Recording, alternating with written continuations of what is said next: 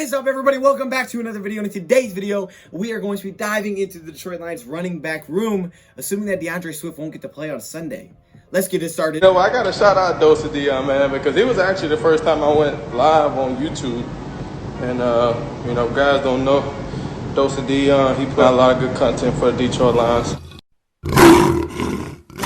Welcome, everybody, to another video. Glad you guys are here. And yes, we're taking a look at this running back room for the Detroit Lions. Okay, I thought this was a video that we should do because it's looking more and more like DeAndre Swift is not going to get to play on Sunday. So I was like, all right, let's talk about the running back room. Let's talk about the guys that are active, what to expect, who's going to get the touches. Because last week, DeAndre Swift clearly looked like our number one running back. As you guys can see from the Cookie Monster shirt, it's going to be a good day. So I'm excited to be here, you guys, on this Friday. Today, we will get our final injury report. We will also be making our preview/prediction video.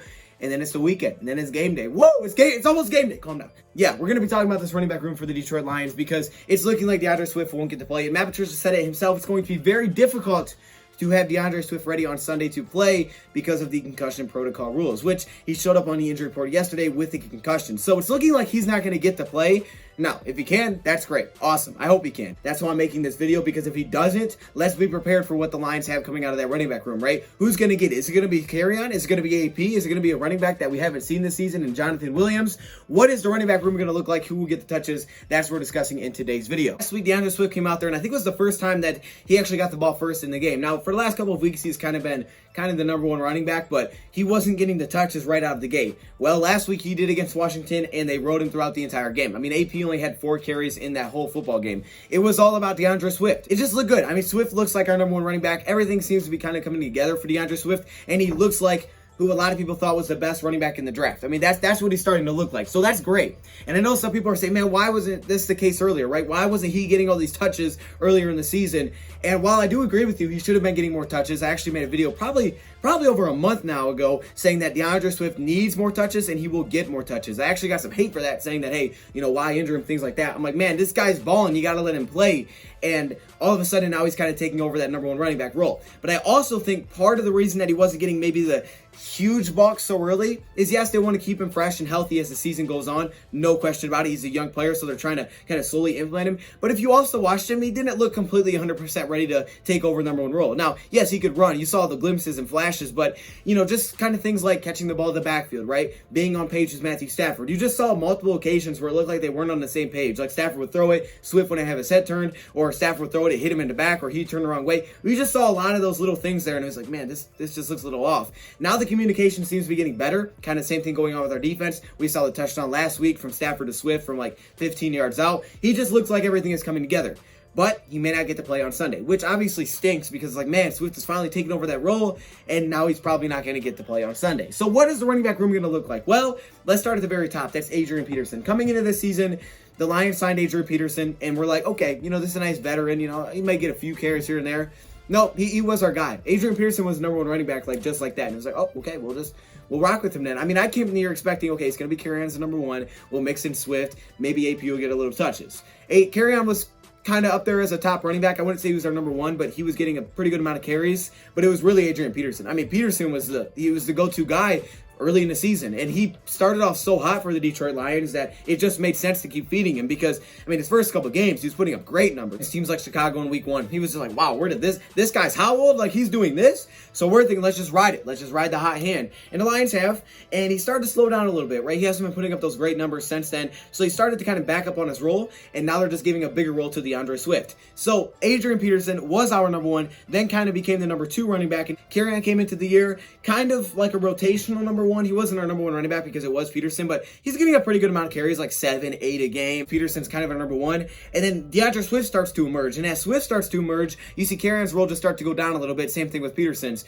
And now Kerryon, some games he doesn't even get touches. Some games he gets like 4. You just really don't know. It's kind of in that range, right? He's not getting a lot of opportunities with the football in his hands, right? It seems to be, okay, it's either Peterson or Swift, right? That's their drive, and every once in a while they'll mix in Kerryon for like 2 plays. And it's like, okay, there you go. There's Peterson's stats for the day. I mean, he doesn't get many opportunities recently. Again, now with DeAndre Swift, who could be out, how many will he be getting? Will he be our number 1? Probably not. Now let's talk about this final running back, Jonathan Williams. Now Jonathan Williams is a running back we haven't seen so far this season. He was signed back 3 weeks ago off the Washington football team practice squad, I believe. He was a former running back for Indianapolis last season. He put up some nice numbers in 4 games that he played in. Really only 2 games did he get a bulk of the carries. And in those 2 games, I mean, he went over 100 yards rushing. He looked good in those 2 games against the Texans and against the Jacksonville Jaguars. So you see Jonathan Williams, he's signed 3 weeks ago. Then 2 weeks ago, he's activated because Stafford and Jared Davis were on the COVID list. And he stayed on the active roster. He stayed here. And this is why it's great to have an extra running back, because position they get hit so much, you're going to have stuff like this happen. It's going to happen during season, and you have to be able to say, hey, next man up, who's going to take over that next responsibility, right? Who's going to be the next guy to take over? And that's why it's great to have a guy like Jonathan Williams. I mean, we've released Bo. We've gotten rid of guys like Jason Huntley coming into the season. There's a lot of running backs that have kind of in and out, but Jonathan Williams is stuck for a few weeks now, and it looks like he could potentially get somewhat of an opportunity on Sunday.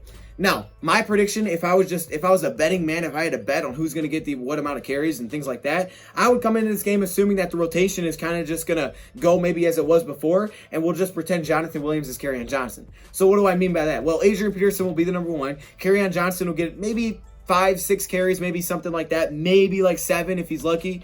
And then Jonathan Williams may get like 2 snaps, 3 snaps. That he just may come in like at randomly parts of the game. That would be my prediction, right? If I had to predict. But what do I want to see? Well, honestly, against this defense, I do like the speed, and I would love to see Kerryon get the opportunity. See, Kerryon Johnson, he hasn't been awful this season. I mean, the games that he doesn't have great yards per attempt, really nobody did, because there's certain games this year where we just weren't able to run the ball very well, like the Colts game, okay? It just didn't work very well. You know, he's just relishing the opportunity. You know he wants to get out there and get an opportunity, and this is a chance for him to get some more touches, and I'm assuming when he gets out there, he's going to try to make the most of it, but there's always just little concerns with his vision. It just seems like sometimes that he doesn't see the whole field, or he'll rush it, or things like that, and he's not the fastest running back, but he is a very reliable running back. I mean, just a couple years ago, he's averaging 5.5 yards per carry in his rookie season.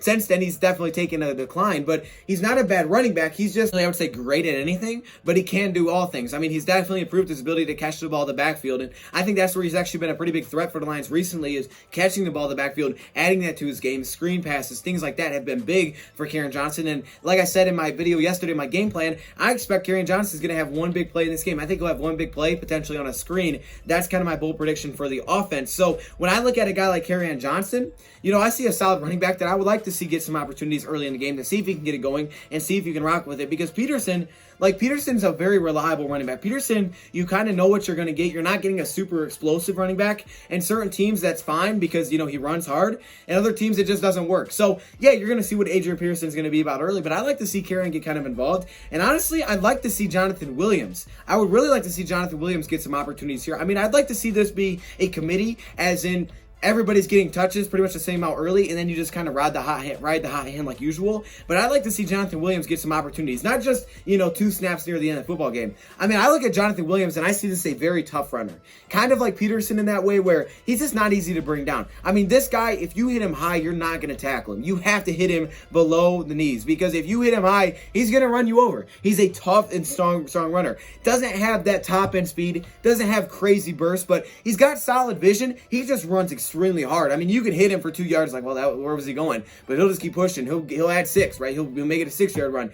Again, not the best at everything, but can catch the ball in the backfield. We just see right now what the Lions have with Kerryon and Jonathan is they're similar in the fact that they're just very balanced running backs, right? They're running backs that can kind of do it all. They don't do anything great, but they can kind of do it all. And then Adrian Peterson, you kind of know what you're going to get out of AP. The question is, will this be one of those games where he matches up well? Against Washington, he seemed to match up well. I thought he was going to playing his former team. You know, I thought because played run defense, he'd be really good, and he averaged 5.5 yards per carry. Now, he only got 4 carries in that game, but he was good when he got opportunities, right? He was running well when he had the opportunities. In this game against Indianapolis, I personally think that speed's going to be better, so I think Kerryon and Jonathan Williams might actually be the move here, and I would love to see Williams get some chances because, hey, you got him here. He's a young running back. He's been here for weeks now. Let's see what he's about. I mean, we saw him play 4 games last season. In the 2 games that he had his most opportunities against Houston and Jacksonville, he went over 100 yards rushing, right? He was that guy. And against Jacksonville, as crazy as it sounds, he really didn't touch the football until the 3rd quarter, and in that game, he had 116 yards rushing on 8.9 yards per carry.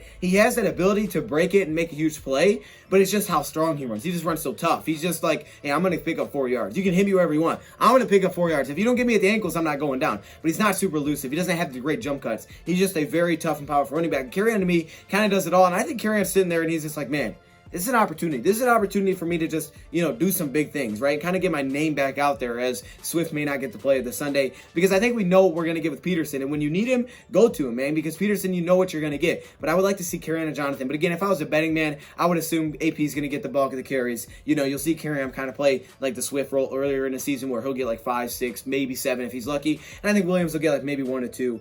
If that, maybe 1 or 2 touches, if that, what we've seen Kerryon's role recently. So there you go. That's running lines, running back room heading into this game. Let me know your thoughts, comments below. Thank you for watching, and I'm out. Are you kidding me right now? I had to put my helmet on for this one. Are you kidding? Look at this. Look at all these members. What? Yo, hey. Shout out to all the members, man. Look how many All-Pro members there are. Like, literally, it's the whole screen, dog. This is crazy. The patrons, of course, the Hall of Fame members, man. Y'all got the gold color. It's kind of yellow, but it's supposed to be gold. Shout out to all the members, man. If you want to be a part of this, all you got to do is join the channel. But there are perks that come with it. Stay locked in the community tab if you are a member, because that's where a lot of information comes out. I appreciate all of you. What?